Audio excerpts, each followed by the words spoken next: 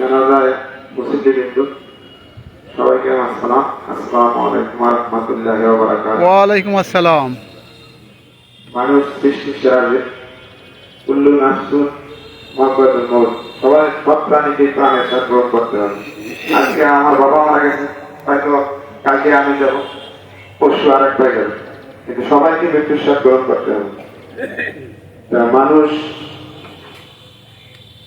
চলতে ফিরতে অনেক ভুল করে, তারপরে যদি আমার বাবা কোনো ভুল করে থাকে, কারোর সাথে খারাপ ব্যবহার করে, আপনারা নিজ করে ক্ষমা করে দেবেন।